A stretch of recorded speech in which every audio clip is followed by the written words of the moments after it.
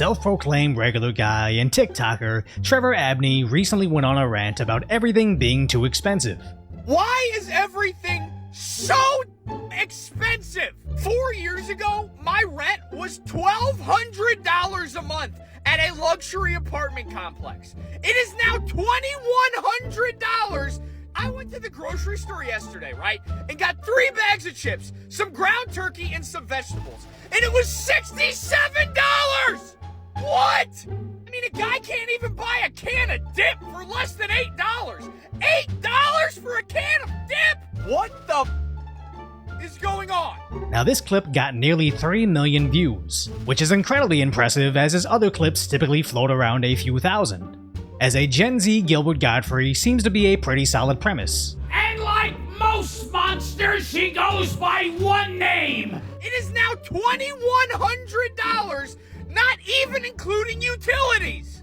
But now, he's apparently being approached by Democrat operatives. And this morning I got an email from someone claiming to be from the Democratic Party. And they said, what would your rate be to post positive videos about Joe Biden? And I replied back, honestly, I know nothing about the economy. I don't pretend to know anything about the economy. And I know nothing about politics, and I'd rather stay out of it. So they responded back, we understand you're not a fan of the Democrat Party right now. How much would it cost? I was like, you know what? I wonder how bad they want me to post this. 50 grand. And they said yes. For those of you that don't know anything about social media, I have another account that's massive. And like, for brand deals on my 3 million follower account, I get like 5 grand. I'm not gonna lie, I was very, very tempted, but I didn't do it.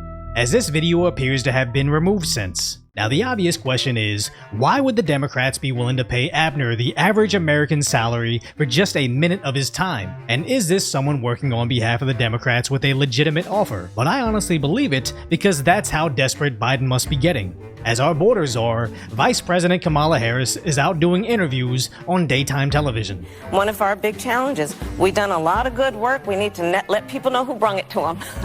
And on CNN, they try to perpetuate these lies. As inflation has come down, prices have come down, and as we're beginning to see the impact in people's pocketbooks of President Biden's leadership. Now, it's normally easy for them to simply lie about overseas conflicts, immigration situations several states over, or basically anything when the state-sponsored media refuses to cover it correctly. But simply saying, stop paying attention, you're getting richer, doesn't change the reality Americans experience every day. You know how much they're charging for these? Close to $15. Every single one on the shelf was $12 to $15. Go to the meat section, I was like, maybe a beef rib. I haven't had beef in weeks, months. $25 for 2 pieces of beef ribs. I literally just got a water bottle. That's all I could get for lunch. I just spent $83.56 at Air One. This latte, it's a medium oat milk latte. It cost me almost $8.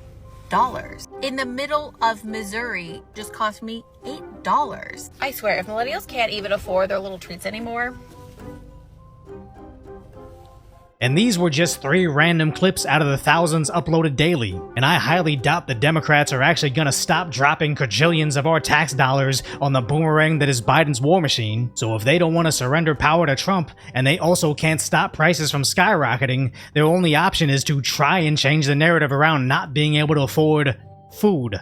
So they don't need Gen Z Godfrey specifically, they just need him to walk back his statements to his nearly 500,000 followers. And when it comes to why this offer is 10 times the average amount this influencer typically receives, it's because, like most government spending compared to private industry spending, the Democrats don't actually need to produce results greater than their investment. If Tinfoil Beanie Inc. wants to advertise on Timcast, they can only spend $50K on an ad read if it'll result in at least tenfold in sales to stay in business. But the political parties just get cash infused in their campaigns in return for favors to be determined later. So the question isn't if Trevor's endeavor will better their standing with whoever actually watches his TikToks. It's just a repeat of the Democrats' approach to everything, throwing cash that isn't theirs at problems they won't actually solve. Because this isn't the first time they used TikTokers to sway low information voters, as in 2022 they invited influencers to the White House so they can make content about the visit and return with their official talking points, which unless you're paying attention to the bigger picture of things, you probably were subjected to this without even noticing. As I follow this ratchet social media account that mainly posts fights, crazy accidents, and just hood nonsense, but randomly, the account owner posted this list of things that Biden has accomplished as president, and it included this one specific,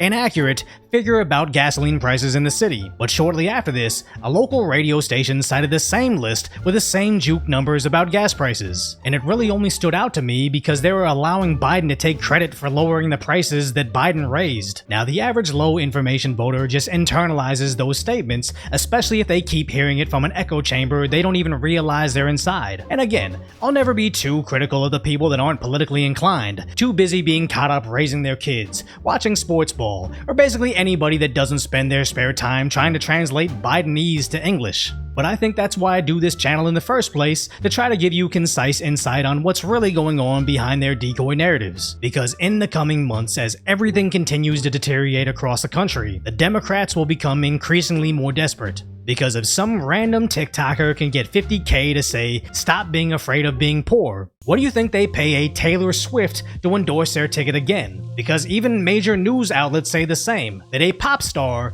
may be Biden's last hope. A famous singer that he doesn't even know who she is. And I guess these are interchangeable. But that's what this really comes down to. It's easier for politicians to pander to voters that don't exactly see the problems with their policies. But as soon as their policies are putting them into poverty, it's pretty impossible to just pretend it's not happening, and even the lowest information voter won't believe the reason they can't buy bread is because they're a bigot. So these politicians are forced to find even lower information voters, like those who get their political values from TikTok that targets kids. And for every Trevor Abner out there that refuses to sell out his values for a few stacks, I'm sure there's plenty of influencers that wouldn't hesitate, as I myself have said yes to some brand deals, but no to many more. But if I, Decoy Voice, suddenly start telling you to run out there and get some random pharmaceutical, I'm entirely certain you would know it's because I got a huge payout that included at least 3 commas in the dollar amount. So I strongly believe when actual adults see NFL superstars randomly running out to get a stack of injections in the most inorganic ad endorsement ever, real people don't actually believe he'd be doing that without the payout in the millions of dollars. So when a TikToker off the cuff complains about not being able to afford rent, the alleged $50,000 to get him to suddenly say the opposite isn't convincing the people that also can't afford rent. It's only there to target the easily manipulated masses that get their values, medical decisions, and most importantly, votes from the television, the social media algorithms, and now TikTokers, which the 2024 election really seems to be coming out to the will of the average American that just wants to return to a 2017 America, or the will of a Chinese-run social media algorithm. So if you want to break free of the algorithms and you appreciate my concise, insane commentary on the tragic status of today's reality, hopefully I've earned your subscription, then go check out the video on how even Disneyland superfans on TikTok are suddenly being drafted into the culture war.